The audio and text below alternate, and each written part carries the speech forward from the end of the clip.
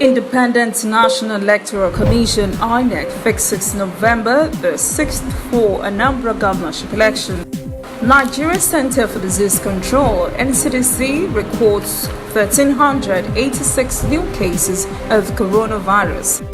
In international news, U.S. President Joe Biden signs executive order undoing some Trump signature policies. And in sport, Barcelona to appeal Messi's two-match ban.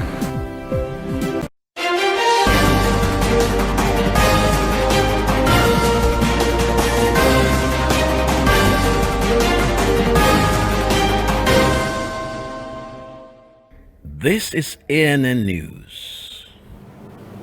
I am Olajumoke Olatunji. Anambra governorship election has been fixed for November the 6th. Independent National Electoral Commission (INEC) released the guidelines, timetable and schedule of activities yesterday. In a statement by INEC's National Commissioner in charge of voter education and publicity, Festus Okoye, the electoral body said the guidelines and schedule of activities are in line with the constitutional provisions.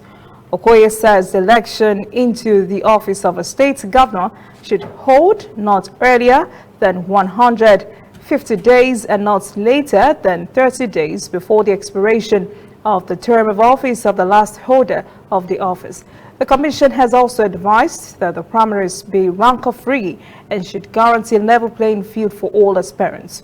It also calls for due diligence on all forms and documents that will be submitted to the Commission.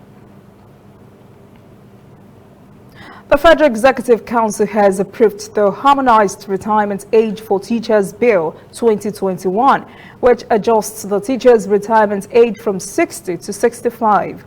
The bill, which is on its way to the National Assembly, also seeks to change the years of service for teachers from 35 to 40. Other highlights of the bill include the introduction of bursary awards, special rural posting allowances, and other measures to attract the best brains to the profession. Adamu says the bill seeks to enhance the teaching profession in the country. Nigeria has recorded additional 1,386 new coronavirus infections in 22 states, including the Federal Capital Territory. With 14 fatalities recorded on Wednesday, the total deaths from the disease across the country increased to 1,478, as many states around the country struggle with mounting infections and hospitalization. Lagos again led with 476 new cases. Rivers, FCT and Kaduna also recorded infections in 3 digits. 12 other states had cases in double digits. Jigawa, Bayelsa, Ekiti, Borno, Taraba states and Zamfara all recorded cases in single digits. NCDC confirmed the total COVID-19 tally has reached 114,691. NCDC Director Chikwe Ihekwaze says the rise in mortality shows that the second wave of the pandemic is deadlier than the first, as more patients are symptomatic and require breathing support. Of the more than 114,000 cases so far, 92,336 patients have been discharged from hospitals. Lagos, the economic nerve center of the country, is Nigeria's coronavirus epicenter, with a total of more than 40,000 confirmed cases and 270 deaths. So far, Nigeria has conducted nearly 1.2 million COVID-19 tests. Former chairman of the defunct Pension Reform Task Team, Abdulrasheed Maina, has again approached Justice Okon Abang of the Federal High Court in Abuja for another bill. Maina said the application is important because of his bad health. Maina had earlier pleaded not guilty to the 12-count charge bordering on money laundering to the tune of 2 billion naira. Maina told the court that he had reasonable and responsible persons who were willing to act as sureties if granted bail. He said his health has worsened as a result of his rearrest and detention. A Finance Act 2020 recently signed into law by President Muhammadu Buhari clearly provides that the federal government can borrow from the unclaimed dividends and dormant account balances under the Unclaimed Funds Trust Fund. And the government would love to do just that. Correspondent Kelechi Mekalam has the details. Just recently, Nigeria's President Muhammadu Buhari signed the Finance Act into law, giving the government room to expand its borrowing options. This time round from unclaimed dividends and account balances that have been left dormant for about 6 years. They would be transferred to a government trust fund. Though signed into law, experts are skeptical about the act. Telling someone who probably traveled to the US for 7 years, 10 years, or who even lives in the US and just leaves his money in Nigeria or any other country, that you need to borrow his money because the money is dormant in his account or his dividends are unclaimed. It's an act of criminality. It's also inconsistent with the 1999 Constitution. And based on the supremacy of the Constitution, 1999, that law is inconsistent, and so it will not stand the test of time. What is more important is not really how much we borrow, but how well these borrowed funds are used. Where we are now is a situation where questions are being asked around the proper management and utilization of resources. Yes, government has made all kinds of commitment towards the anti-corruption fight, but evidence available still shows that we are yet to get to that pedestal of transparency. Nigeria has a growing appetite for borrowing. As at the third quarter of 2020, the country's debt profile was over $85 billion. Government's been looking for ways to stimulate the economy amid revenue shortfall, and the new Finance Act provides viable options. However, the modalities on the length of time for borrowing, returns and interests are still unclear. The onus is actually on government to show good faith, to the citizens that will be affected and ensure that, they refund their funds, and not shortchange the citizens. It is their funds, they can call it up anytime, and they should not be denied of such funds, considering that they might be going through some kind of emergency. According to the law, financial institutions that fail to remit such funds could be fined up to 5 times the value of the funds plus accumulated interest on the account. If well utilized, government would have more funds to spend on its budget and cost-intensive projects that will directly impact on citizens.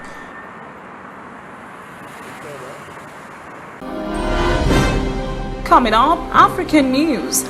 France to return looted African artifacts to Benin, Senegal. And later, international news. U.S. President Joe Biden signs executive orders undoing some Trump signature policies.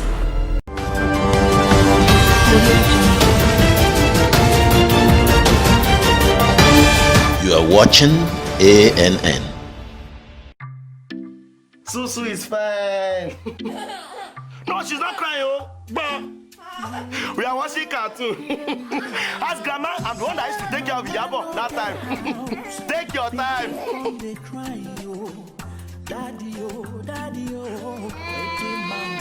I will call you back. Your daddy is calling.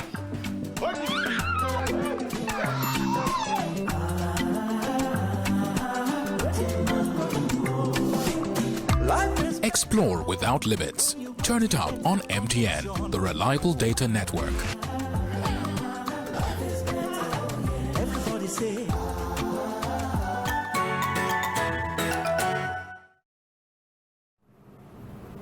Welcome back. This is ANN News.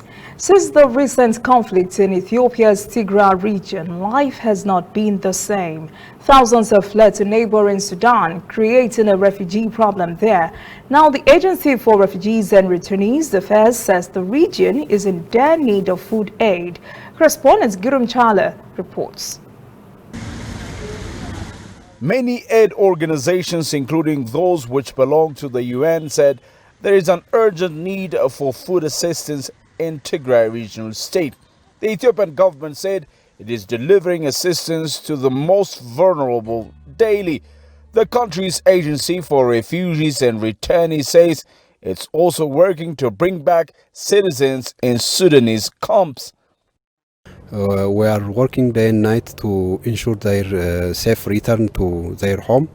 We have been able to expedite an operation that ensures the safe travel back to Ethiopia. Basically, some of the refugees are returning by themselves without any support and without any assistance. The most important thing that they want is assurance from the Ethiopian government that the region is safe. It is not only the Tigray region's local population who need aid, it's also Eritrean refugees in different camps in the region. There are around 100,000 Eritrean refugees in Tigray. 46,000 of these reside in 4 camps that are located in the Tigray region, and the rest 46,000 reside in out-of-camp policy, which means they are scattered throughout the cities of Tigray and Ethiopia as well. So we have assessed the situation in what is going on with the 4 camps in Tigray and the major cities, especially Shire and other neighboring cities, and we have started distributing food. Still, aid agencies call for more robust measures to be taken by authorities to avoid any future humanitarian catastrophe in Tigray. These include the opening of more safe humanitarian corridors and allow better access for aid agencies to operate in. Like many countries across Africa, Ghana has reopened its schools amid rising COVID-19 cases. Safety protocols are in place, but some schools still struggle. Correspondent Nabil Ahmed Rafai reports. The new normal. Teachers and students keep their face masks on during lessons. As schools reopen in Ghana amid the COVID-19 pandemic, many students say they are happy to be back in the classroom. We are all learning in the house, but it was very difficult for us because there's TV in the house, there are other things in the house. You can't concentrate well, and you are being sent and doing all other stuff. So when we come to school, we are able to communicate with our teachers, so it helps us. These students have not been in the classroom for 10 months since the government shut down schools to curb the spread of COVID-19. Public schools like this did not have the facilities to offer online classes for students while they were away. Some teachers say it's going to be difficult to get the lessons back on track, especially for these kindergarten pupils. And while they try to catch up with academic work, teachers also have to ensure students comply with all COVID-19 safety measures. Ghana is recording an increase in cases of COVID-19 infections. This has prompted fears of a further spread among students as schools reopen. But experts say that can be avoided if precautions are taken. Although we are seeing a high number of cases, we don't have to assume that once they go back to school, the cases are going to get higher. No. Once we are following the safety protocols, ideally the cases should actually drop. But because we don't follow them, that's why we have a high number of cases at the moment. So it's all up to us to just maintain and just stick the safety protocols. But it could prove a challenge for children to keep their face masks on for long periods. Some schools say they are adopting a strategy. Teachers will be going around to make sure they keep it on. We are going to give numbers. After every hour, maybe number 1, remove your mask. They rest for about 5 minutes, put it on. Number 2, remove your mask, then to go on like that, because they can't put it on for the 4 hours. The government has urged teachers to ensure strict adherence to the COVID-19 safety measures. They hope that will help to avoid shutting down schools for a second time.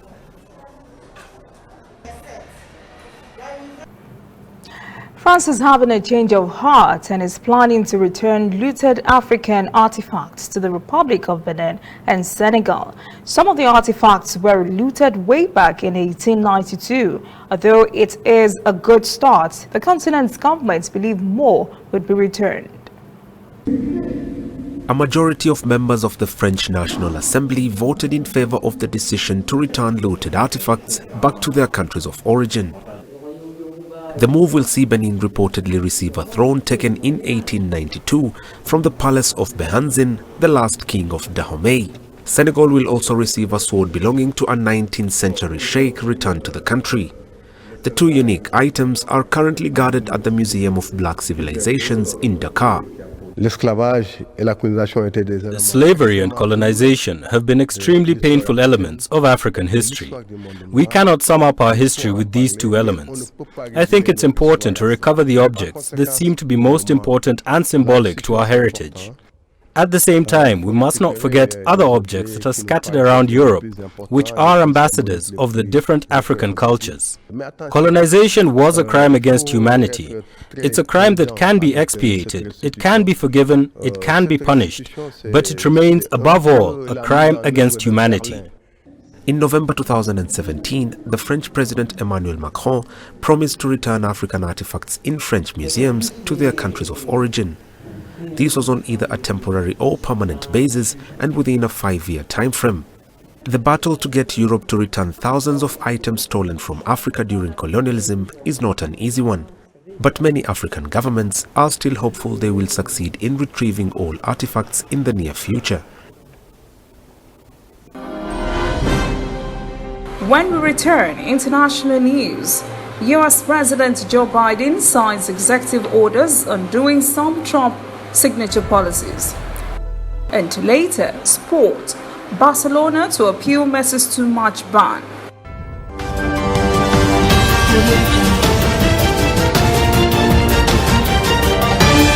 You are watching ANN. Somewhere in the world, every second of the day, news is happening. And of course, Nigeria is bustling with news day and night. That is why ANN doesn't sleep. Our eyes are peeled, wide open, so no story escapes our radar. We stay abreast of world events and happenings at home. We keep you up to the minute in the world of sports. We give you information to stay on top of your investments and all the hard facts you'll need to navigate your day. If you miss us on air, you can keep up to date on our website and on our social media platforms, Twitter, Instagram, and Facebook at ANN Africa TV. We are ANN, African News Network. We do news right in a truly African spirit.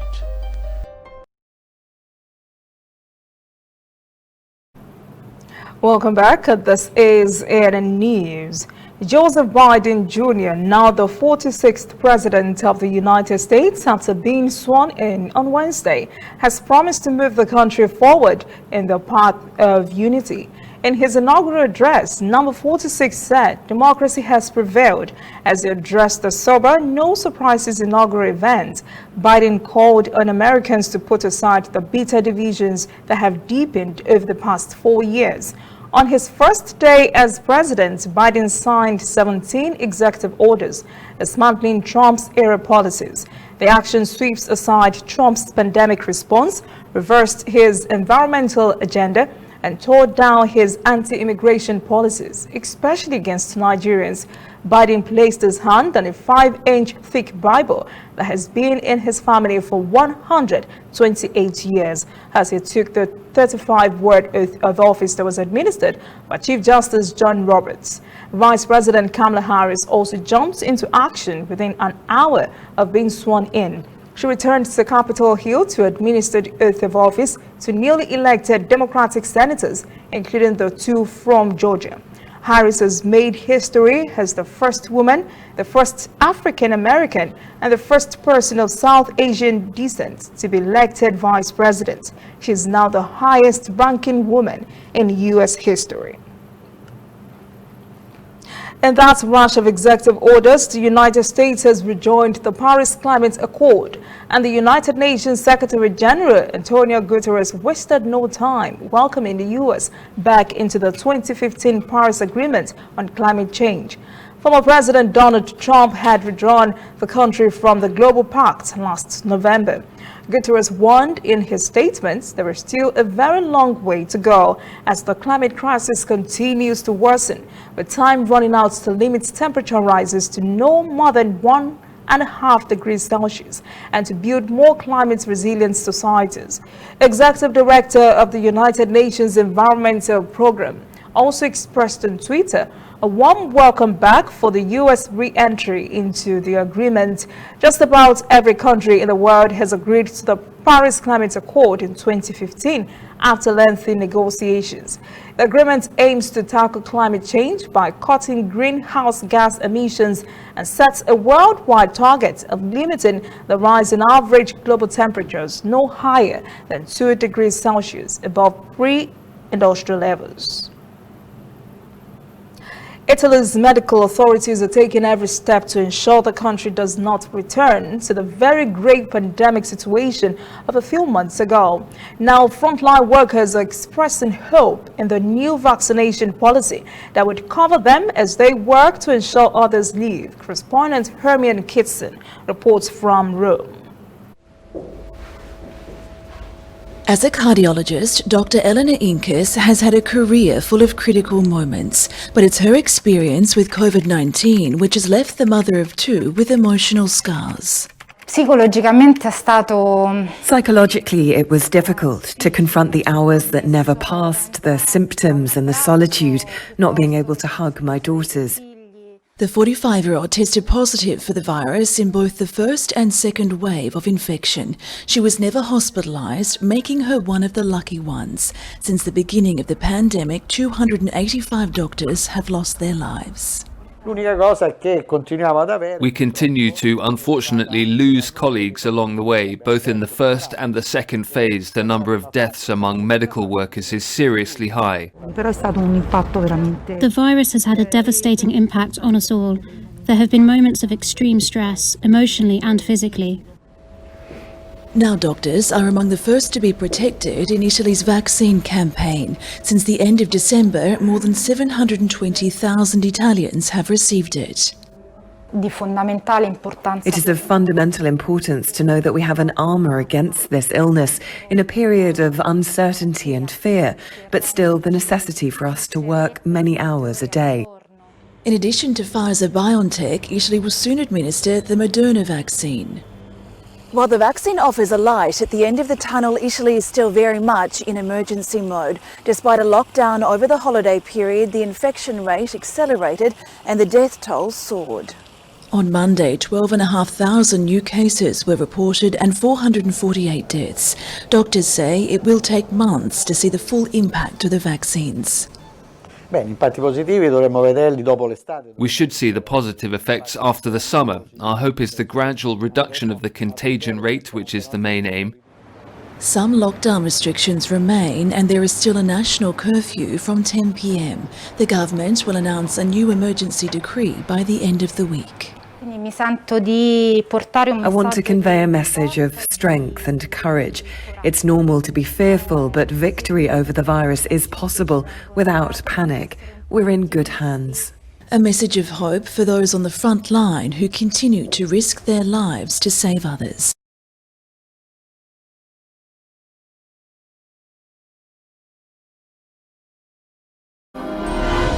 Up next, sport. Barcelona to appeal Messi's 2 match ban. Please stay with us.